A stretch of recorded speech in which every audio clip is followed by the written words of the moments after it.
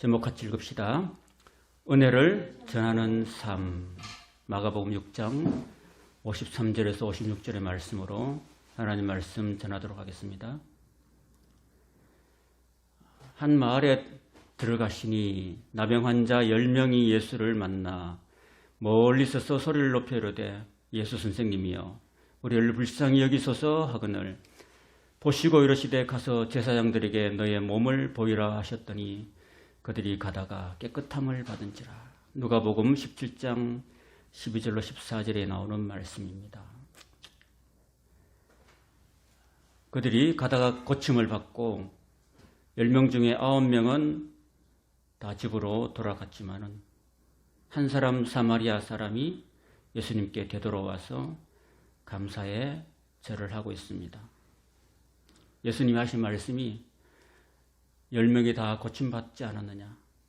9은 어디에 있느냐라고 말씀하셨습니다. 그 말씀 속에는 예수님의 그 섭섭함이 깊이 묻어나 있죠. 사람이 화장실 가기 전과 다녀온 후가 다르다고 자기 소원을 이루기 위해서 예수님께 열심히 나와 구하지만은 문제를 해결받고 나면은 예수님을 언제 봤냐는 듯이 뒤도 돌아보지 않고 가버리는 사람이 10명 중에 9명이라는 것입니다. 단 한 사람, 사마리아 사람 홀로 다시 뒤돌아와서 예수님께 감사드렸습니다. 이 이야기는 예수님께 은혜를 받은 사람은 많은데 정작 예수님께 나와서 감사하고 보답하는 사람은 적다는 겁니다. 은혜 주신 예수님을 위해서 헌신하는 삶을 사람이 너무너무 적다는 말이에요. 이런 사람을 제 나름대로 이름을 지어봤는데 영적 먹튀. 오늘 게네사렛 땅에서 있었던 일을 통해서 갈급한 사람이 예수님께 은혜를 구하고 받는 것도 정말 중요하고 소중하지만 은혜를 받았으면 끝이 아니라 내게 큰 은혜를 베푸신 주님을 위해서 나는 어떻게 살아갈 것인가? 이걸 오늘 이 시간에 여러분들이 생각하시고 결단하시고 실천하는 삶을 살아가는 것을 하나님께서 오늘 저와 여러분들에게 원하신다는 것입니다. 53절 같이 읽겠습니다. 건너가 게네사렛 땅에 이르러 대고. 사실 이 게네사렛 땅은 갈릴리 바다의 북서쪽에 위치한 그런 조그만 항구입니다. 이곳에 예수님이 처음 오신 것은 아니었습니다. 예수님께서 베드로를 비롯한 12제자를 부르시기 전에 이 게네사렛 호숫가에서 사람들에게 말씀을 전하셨던 일이 누가복음 5장 1절에서 11절에 기록되어 있습니다. 거기 누가복음 5장 1절부터 보시면은 무리가 몰려와서 하나님의 말씀을 들을 새 예수는 게네사렛 호숫가에 서서 호숫가에 배 두 척 있는 것을 보시니 어부들은 배에서 나와서 그물을 싣는지라. 예수께서 한 배에 오르시니 그 배는 시몬의 배라. 육지에서 조금 떼기를 청하시고 앉아서 배에서 무리를 가르치시더니. 이렇게 그림을 보면은 여러분 쉽게 이해가 되시죠? 4절 말씀을 마치시고 시몬에게 이르시되 깊은 데로 가서 그물을 내려 고기를 잡으라. 시몬이 대답하여 이르되 선생님 우리들이 밤이 새도록 수고하였으되 잡은 것이 없지만은 말씀에 의지하여 내가 그물을 내리리이다 하고 그렇게 하니 고기를 잡은 것이 심히 많아 그물이 찢어지는지라. 이에 다른 배에 있는 동무들에게 손짓하여 와서 도와달라 하니 그들이 와서 2배의 채움에 잠기게 되었더라. 이렇게 시몬 베드로가 이를 보고 예수의 무릎 아래 엎드려 이르되 주여 나를 떠나소서 나는 죄인이로소이다 하니. 이렇게 시몬 베드로는 주님이라고 말하고 있습니다. Lord, 당신이 나의 삶의 주인이십니다. 그리고 자신이 죄인이라는 사실을 발견하게 됩니다.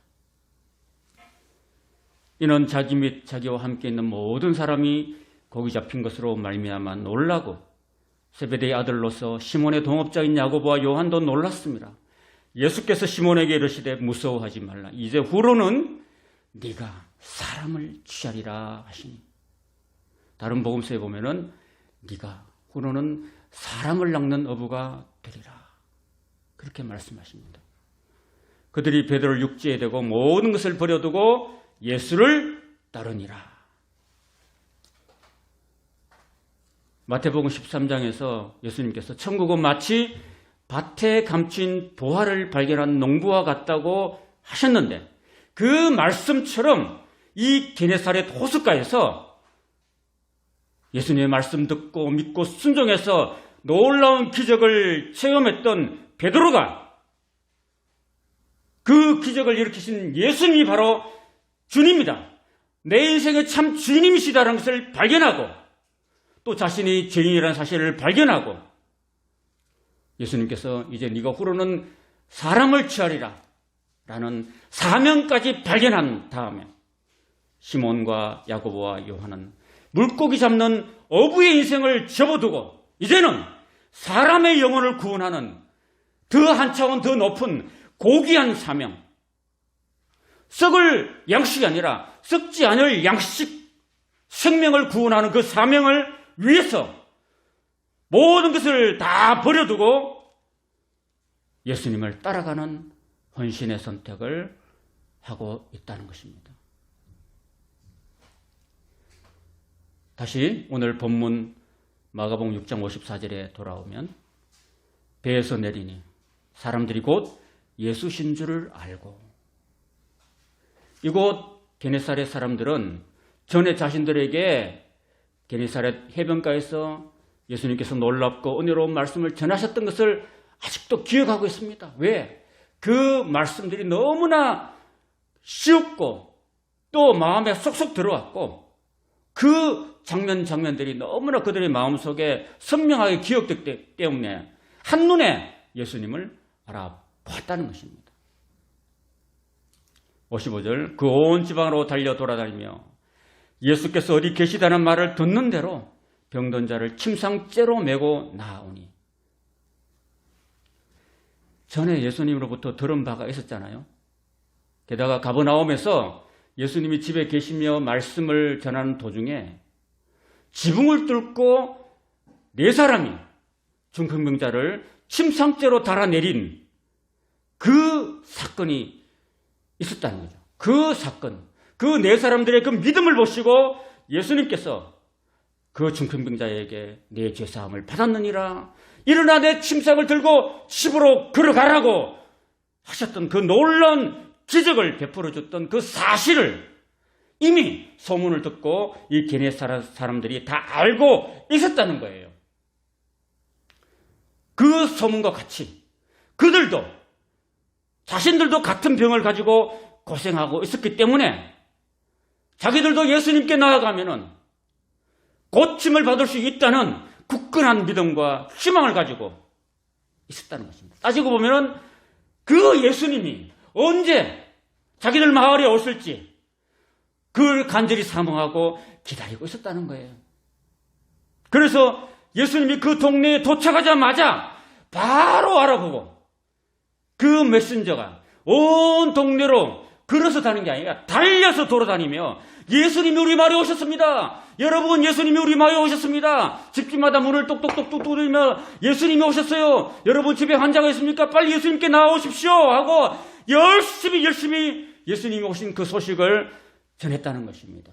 그리고 그 소식을 듣자마자 집안에 병자가 있는 사람들은 다 가족들이 다 침상째로 가족의 그 환자를 메고서 예수님 앞에 서로 앞다투어 달려 나왔던 것입니다. 여러분, 마치 아프리카 오지 마을에 우리나라 대한민국 특별선교팀이 딱 갔을 때, 도착했을 때 그 소식을 누군가 메신저가 부지런히 막 온 마을에 막 달려 돌아다니면서, 야, 대한민국 한국에서 성교회의 팀이 왔습니다. 복음을 전하러 왔습니다. 여러분을 고쳐주러 왔습니다. 다 나오세요. 다 나오세요. 라고 막 알리고. 그러면 모든 아픈 사람들이 다 그 진료센터에 나와가지고 치과를 비롯해서 내과, 안과, 외과 등 각종 진료를 다 받고 치료받고 약도 처방받는 그런 모습과 같은 거예요. 56절 아무데나 예수께서 들어가시는 지방이나 도시나 마을에서 병자를 시장에 두고 예수께 그의 옷가에라도 손을 대게 하시기를 간구하니 옷을 대는 자는 다 승함을 얻으니라. 또 그들은 12해를 혈루증을 앓던 그 부정한 한 여자가 정말 목숨 걸고 용기를 가지고 예수님 뒤편에 조용히 다가가지고 예수님의 옷자락만 만지면 낫겠다는 믿음으로 예수님께 나와가지고 예수님 만졌잖아요. 결국 나음을 받고 예수님부터 이런 말씀을 들었습니다. 딸아, 평안히 가라. 내 믿음이 너를 구원하였느니라. 이런 소식까지 다 소문을 통해 들었기 때문에 게네사렛 사람들 중에 병에 시달리고 있는 자신들, 그들은 자신들을 보면서 세상 그 누구도 고쳐줄 수 없지만 어떤 병원에 가도 어떤 의원을 만나도 자신의 병을 고칠 수 없는 그런 상황에서 오직 희망은 그 절망 중에서 하나의 지푸라기처럼 잡을 수 있는 하나의 희망, 남은 희망은 바로 예수님께 나아가기만 하면은 나도 고침을 받을 수 있다는 그 12의 혈증을 앓은 그 여인과 똑같은 간절한 심정과 믿음을 가지고서 다만 예수님께 그의 옷가에라도 손을 좀 대게 해달라고 예수님께 나아가 간청했고 결국 사랑 많고 자비로우신 예수님의 허락을 받고 그대로 손을 대는 자마다 다 승함을 얻게 되었다는 것입니다. 여기까지는 정말 좋았습니다. 다 나음받고 은혜를 받고 고침을 받았습니다. 할렐루야, 너무 감사하죠. 그러나 한 가지 안타깝고 아쉬운 점이 있습니다. 승함을 얻은 그들이 더 이상 예수님께 뭘 했다는 이야기가 없습니다. 예수님께 감사했다. 그들이 예수님께 헌신했더라. 자기를 고쳐주신 예수님의 그 은혜와 사랑을 전했더라. 이런 얘기는 안 나타나죠. 인풋은 있는데 아웃풋은 없다는 말이에요. 여러분 이스라엘에 가면은 저 북쪽에 보면은요 헬몬산에서 흘러내리는 눈이 녹아서 흘러내리는 그런 물이 갈릴리 바다로 모입니다. 갈릴리 바다는 둘레 한 70km쯤 되는데 그 갈릴리 바다에서는요 그 물을 정해놓지 않고 그대로 요단강으로 흘러보냅니다. 그러니까 그 갈릴리 바다는 막 생명이 활기가 넘쳐요. 그래서 모든 어부들이 갈릴리 바다에서 다 고기를 잡아요. 그런데 그 밑에 있는 사해 바다는 굉장히 커요. 근데 요단강으로부터 흘러 들어온 물을 하나도 내보내지 않고 다 정입니다. 그 정이니까 거기서 이제 다 증발되고 소금만 남아있는 그런 염해가 되고 솔트시, 더 솔트시가 되고 그리고 더 데드시, 생명이 하나도 살 수 없는 그런 바다가 되어버리고 말았다는 것입니다. 지금도 가면은 이 갈릴리 바다에서는 정말 물고기가 풍부합니다. 그러나 반대로 이 사해 바다는 내보내지 않았습니다. 받은 은혜를 내보내지 않으니까 참 다 이게 소금 바다가 되어서 염해가 되어서 여기 생명체가 살 수 없는 그런 죽음의 바다가 되었습니다.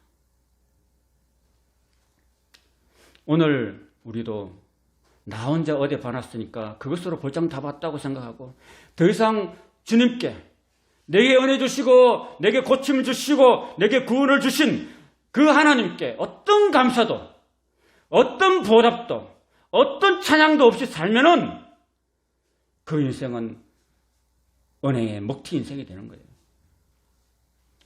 그에게 더 이상 하나님으로부터 내려온 은혜도 멈추고 마는 것입니다.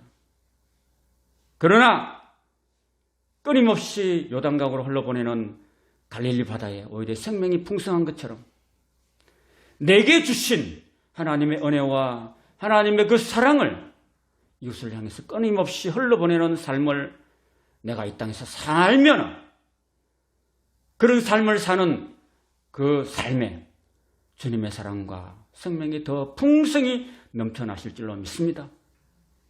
더 나아가서 하나님 나라 가서도 영원한 생명을 더 풍성히 얻고 누리게 된다는 것을 오늘 본문을 통해서 우리가 배울 수 있는 것입니다. 사랑하는 여러분, 우리는 예수님께서 십자가에 달려서 그 몸으로 몸을 찢고 물과 피를 다 흘려주셔서 우리는 생명을 얻게 되었습니다. 예수님이 찢어주신 그 살이 우리에게 생명의 양식이 되었습니다. 예수님께서 십자가에서 흘려주신 그 보혈이 우리가 마시면 영원히 목마르지 않는 참된 음료가 되셨습니다. 주님이 이렇게 자신을 온전히 버리셔서 아낌없이 주는 나무가 되어서 우리에게 주셔서 우리가 생명을 얻은 것처럼 우리는 그 은혜를 받고 그냥 먹튀 인생이 아니라 나도 그 받은 은혜를 내 이웃을 향해서 흘러보내는 삶, 나를 통해서 예수님을 드러내는 삶을 살면 하나님이 참으로 기뻐하시고 하늘나라 가서도 우리에게 영원한 상급이 있는 줄로 믿습니다. 저는 지난주에 운동을 하면서 묵상을 하면서 그런 찬양을 1시간 정도 들었습니다. 어릴 때부터 장애가 생겨서 눈을 보지 못했던 페니 제인 크로스비라는 여성이 있었습니다. 얼마나 하나님이 원망스러웠겠습니까? 앞을 보지 못하고 일평생 살아야 했던 그 여인은 오히려 하나님을 원망하는 것보다도 하나님이 자신을 구원하시고 독생자까지 주셔서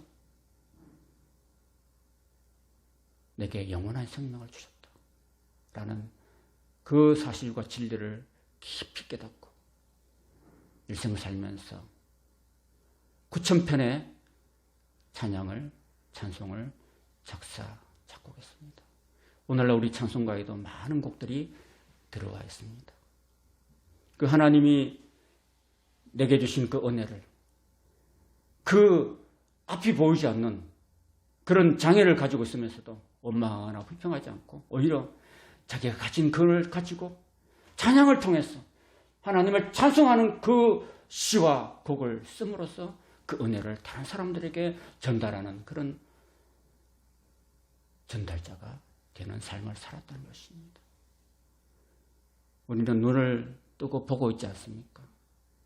입을 열어 말하고 있지 않습니까? 귀로 다 듣고 살고 있지 않습니까? 우리는 정상인으로 살면서 하나님이 내게 주신 이 은혜들을 그냥 받기만 하고 그냥 살겠습니까? 아니면은 내게 주신 은혜를